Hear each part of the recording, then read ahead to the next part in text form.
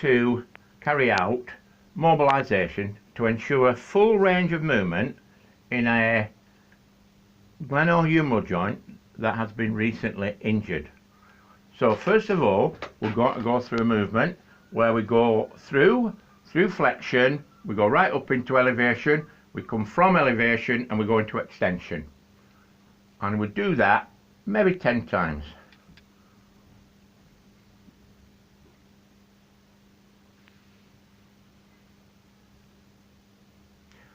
The next movement we're going to do now, we're still going to go into elevation, but this time we're going to go through abduction. So we now take our arm outwards and we go through there, and now we get into elevation, right to the top and back down. We could actually bring it across the front of our body if we wanted to complete it fully there. And we do 10 of those. So now we're just going to alter the position of the glenohumeral head. So what we'll do now, we'll rotate where we had our thumb forward. We're now going to rotate it. So we're going to rotate medially, and we will now go through the first one again. So we're going to go right to the top, no problems whatsoever.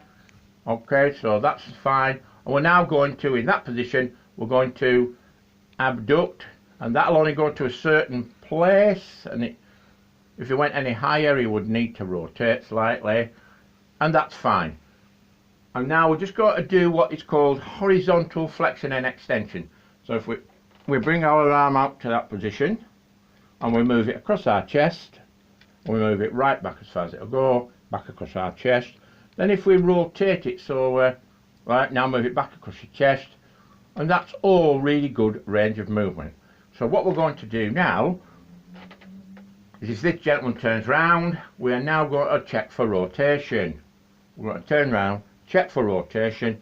So there we go with lateral rotation like that, and again I would just be moving that like so, and then when we do that for medial rotation.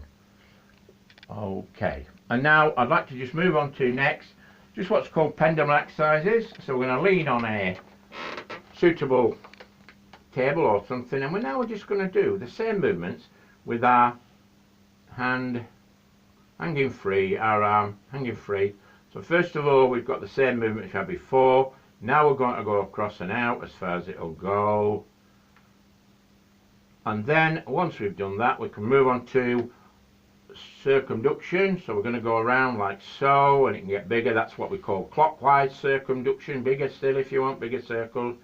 And then we can come back the other way, anti-clockwise circumduction, and we can move from there onto rotation. So again, and all this is in a loose pack position where the shoulder joint would be free.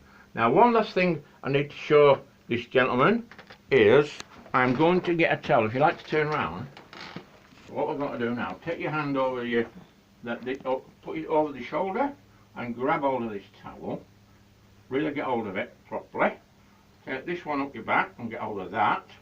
Right, to increase that range of movement, if you now pull down, and you'll pull down on that until you feel you can not go anymore, hold it for 15 seconds and then relax. And you do that maybe 5 times, but then we want to now put some strength into that injured shoulder. So if we now pull upwards, so we're now working the shoulder, pulling the other arm up, which then helps with the mobility of the other shoulder. And obviously what we need to do now is we need to change round.